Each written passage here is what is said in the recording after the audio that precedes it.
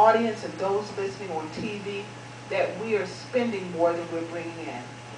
There was no rash decision on council to reduce the mayor's salary this term or this particular year.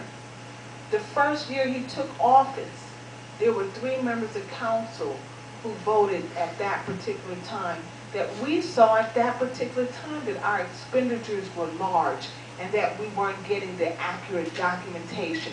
We weren't getting accurate discussion or accurate numbers as far as the finances. And we saw the expenditures. We didn't know even at that time that we were going to lose Cleveland Clinic, which brings in which brought in at that particular time $1.1 million. It was no surprise to us that we had to take action at this particular time to reduce all of these various employees here, and that we would now be facing an auditor. We've been telling you, we've been screaming, some of us, I don't scream, but there are others that talk loudly that have been telling you we're in financial straits, and now look at what happened this year. Wake up, people.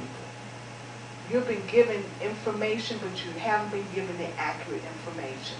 And our reality is that this auditor produced a document to us, to members of council, and to the community that stated that we're $5.8 million in the red. We're in deficit spending of that much. That's the amount that they could see from their vantage point. From our vantage point, it's far more than that. We're well beyond $6–7 million in deficit spending. The reality is, how do I come up with that number? There are unencumbered expenses. There are issues as it relates to our fire department. Our fire department now has not been paid. There are men who have served as firefighters here in the city of East Cleveland that are owed at least close to $350,000. That wasn't in the audit report. There are individuals who have not been paid thus far, that there are firefighters that now, because of the minimum manning clause, are paying overtime. We're paying overtime from anywhere from $750 to $1,500 a month in overtime of our fire department. We are in a spiraling deficit spending pattern. And so the decision for this council to remove non-essential, non-filled positions, the position of council to say that we can no longer, in this scheme of things, until we get a handle on the finances, cannot continue to support the position of safety director. It was a financial decision, and look at what's happened.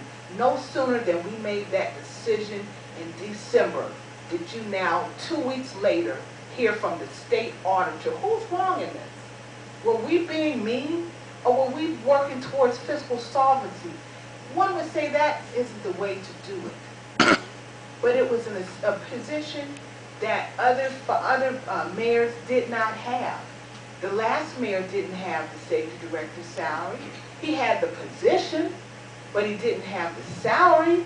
And until we negotiate a fair and equitable salary arrangement that's beneficial to not just that position, but the council, it was our thought to eliminate it.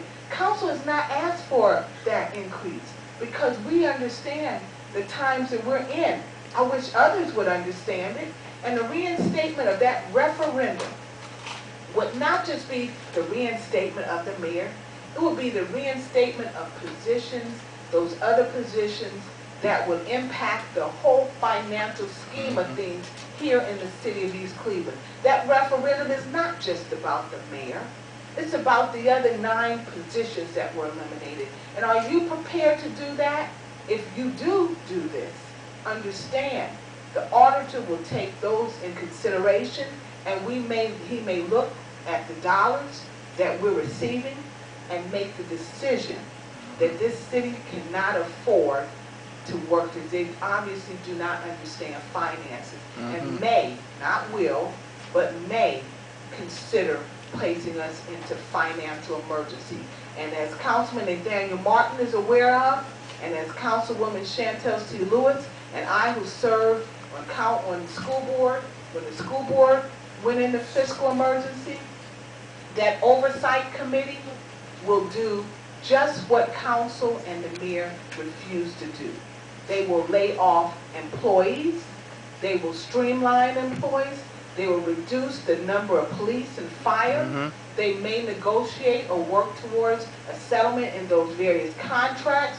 If we don't come, they will cut the budget even further than it's cut already. So you don't have to worry about Dr. Jordan, Councilman Nathaniel Martin, Councilwoman Mildred Brewer, Councilwoman Barbara Thomas, Council Vice President Chantel to do it.